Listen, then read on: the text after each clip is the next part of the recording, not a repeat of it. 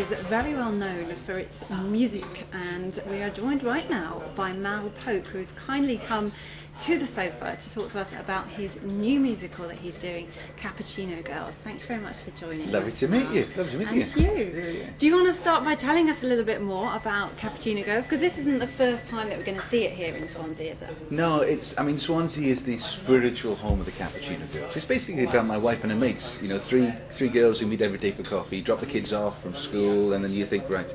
And it's that time in life where maybe the first flush of youth has gone, maybe your dreams have disappeared a little bit, and you start to question who you are, what you are. You know, am I just somebody else's mother, or am I still a real person? So really, it's the stories. She used to come home every morning from dropping the kids off. She'd go for coffee, and because I'm a musician, I'd be at home, and I'd debrief her. I'd want to know all the gossip was, and to be honest, it used to make my hair curl. Obviously, this is a long time ago, and it was just some great stories. And you know, when you look at people, you walk into any bar, any restaurant, and you immediately make judgments about people. You know, I met you for the first time, so I've got a picture about you. I could be completely wrong. You know, it's only once you start taking away the layers that you find out. Usually, some people are broken. You know, and that's what this story's all about. It's one of the most interesting things, I always think, sitting there having a coffee on your own, actually, and people watching. Because the amount of stories that you can make up about those other people is really crazy. Well, that's the lovely thing about it. I mean, I wrote the show originally back in 2008, so it's had a little time to sort of germinate. But it's funny, I got to know the girls. You know, I had the basic premise of who they were. Because I'd actually written a song called the Cappuccino Girls, which was a 3-minute song about the situation. And so I knew who the 3 girls were from that, but as I started writing it, and I got to know them really well, I found out secrets about them. It was really strange things that I remember sitting at the computer one day saying, my gosh, she's done this. And it's suddenly, because you wonder why people do things, why they've turned out the way they are. And there's usually a pivotal moment that's changed their life, for good or for bad, you know. And in each of the girls' lives, I found out what those pivotal moments were, and it was really exciting to discover it. You actually maybe didn't have the same thought when you were 12 years old, did you? Did you see yourself in this position at that age? Yeah, to be honest, I sort of did. That was the trouble of being involved in this industry. I mean, I come from the other side of Swansea, from a little place called Bryn Hyfryd, you know, which was a mining area, industrial area. You know, I used to look out over this barren, you know, landscape, which, as I say, sometimes reminded me of Mars. You know, the pictures that they saw of Mars when they brought them back. I thought, well, I grew up there because it was all the copper works and all that sort of industry. Yeah. And but I used to watch the television. We used to have a thing called Opportunity Knocks in those days. It wasn't the X Factor. It was very similar, and people used to go on. They used to become stars overnight. And so as I was growing up, I thought, well, why shouldn't I do that? You know, you're naive when you're a kid. So I started writing songs when I was about 9 years old and started recording them on my dad's tape recorder. And one of the pivotal moments in my life was when a friend of my brother was about 6 or 7 years older than me, his friend said, you ought to send these songs to a chap called John Peel on Radio 1. I'd never heard of him because his show was between 10 and 12 on Radio 1, and it was past my bedtime. So I dug out his address, I sent him a tape, and about, 4 or 5 weeks later, I got a letter back saying, can you get your mum and dad to ring us because we'd like you to do a session for our radio programme. And from that moment, my life took a totally different route.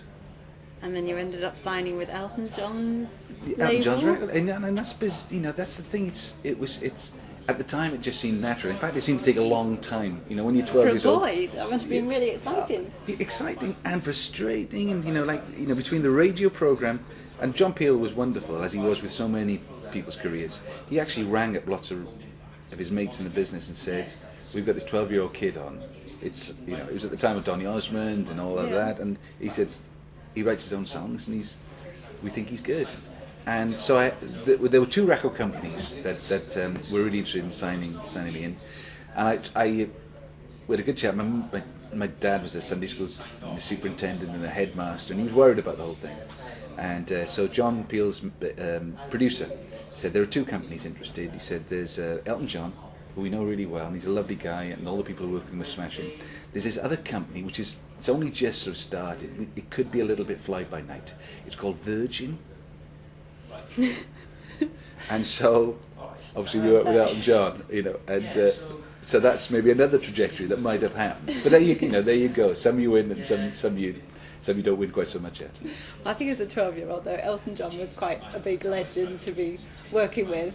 It was just amazing, you know, because I used to go to school around the corner from where we're sitting now, and I'd be in school, and then I'd go home, the phone would ring, and it might be Elton John, or it might be the record company, and then I'd go half-term holidays, I'd be up there, and I'd go and stay at Elton's house, and I'd go and train with the football team, with the Watford football team, and then I'd come back, and I'd tell my mates, and then within a day or so, it was back to normal and playing football and being.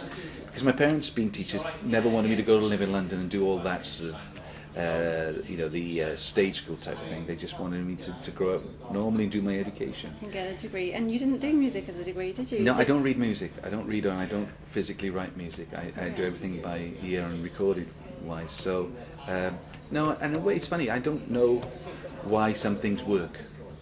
But in a way, I don't know why my spleen works. Or my, or my gallbladder, and really I don't find it very interesting why it works. I'm just really pleased it does. So when I play a chord on a piano and then by accident I play another chord and I go, that's like magic. It's still like magic to me. It's not like, you go from the third to the fifth to the fourth.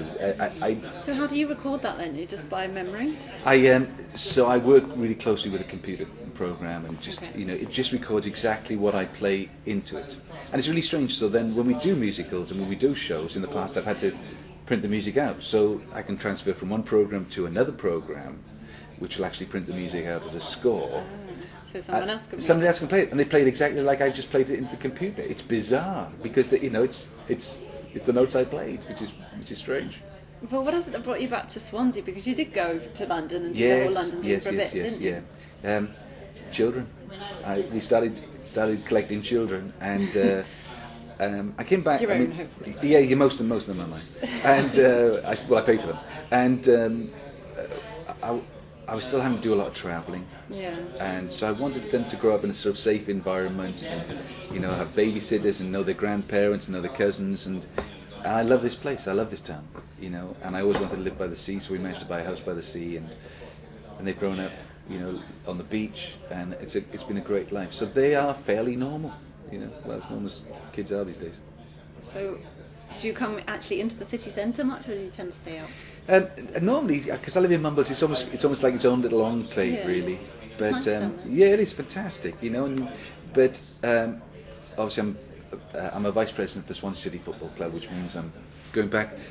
That Mars landscape that I grew up in is now, it's a massive stadium. It's a Premier League stadium, which is, I think, going to do a lot for Swansea. It's going to be fantastic, and it's in a way it's a symbol, symbol of rebirth, of regeneration. That this can, this place which was boomtown in the 1800s with the copper industry, it can find itself again with a different colour on it, with different story to tell. You wrote a musical called Copper Kingdom, didn't you? Yeah. That was about.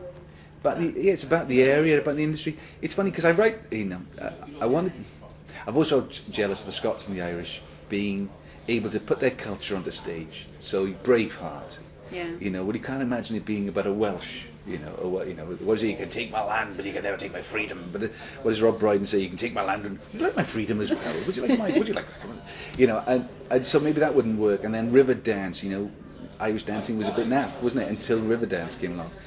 And so I've always wanted to take my culture and try and put the stories onto stage. The Copper Kingdom was one of them because it was boomtown, it was the Klondike, and it was upper class, it was lower class mixing together. And then a thing called Amazing Grace about the Welsh Revival, which is a story of the greatest religious revival of the 20th century, which started in a little village just outside Wales. And it's bizarre, people have forgotten the story, but in America and Korea, people still value that story.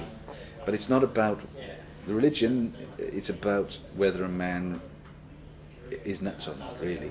Could you really meet God in your bedroom in Lacha and say you'd met him every night for 3 months?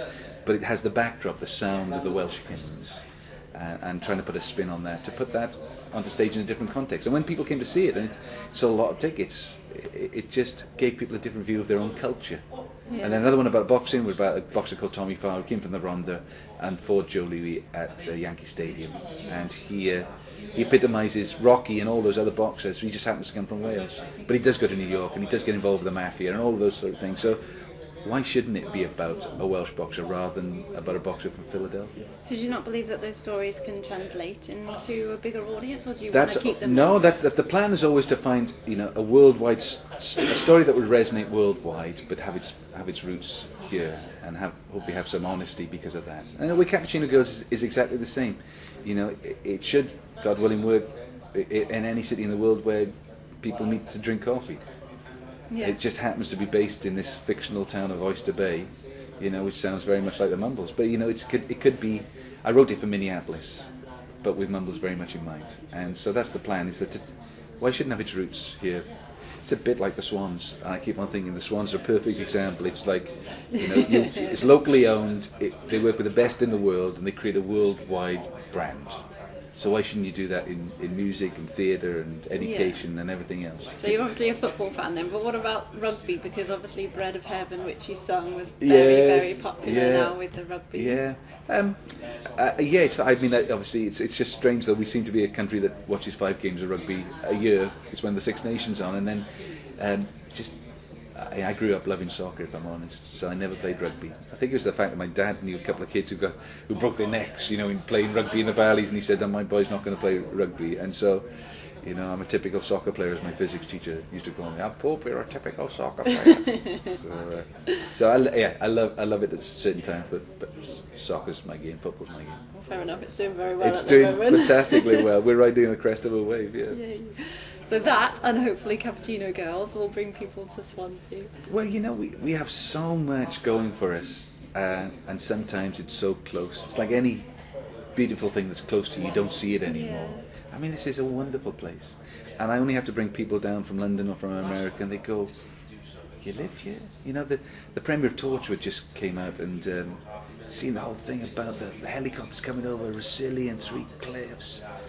It was just gorgeous, And, well, that series has done wonders for Wales as absolutely, well. Yeah. But just quickly before we wrap up, just tell us a bit more about Cappuccino Girls, because you have actually reinvented a whole new space for the show. Yeah. It's gonna. We're launching it at the end of August, and then it goes live in September, the end of September. But instead of going to a theatre where you see somebody in a coffee shop, we're building the coffee shop. So you walk in and you're in the show. So you get to drink coffee? You get to drink coffee and cocktails. Yeah, it's going to be a good girls' night out. So the idea is that it's a whole experience. Rather than just going to see a show, you're in it. And when's that due to open? That'll open on the 22nd of September. 22nd of September, okay. Well, we'll make sure that everybody keeps their eyes out for it, and we'll make sure that there's a link on it on Swansea Bay TV. So thank you very much. Well, all the very best for the station. I mean, another first. That's fantastic. Yeah. Well, hopefully it will attract more people to Cappuccino Girls as well. Thanks for joining us, Mike. Thank you.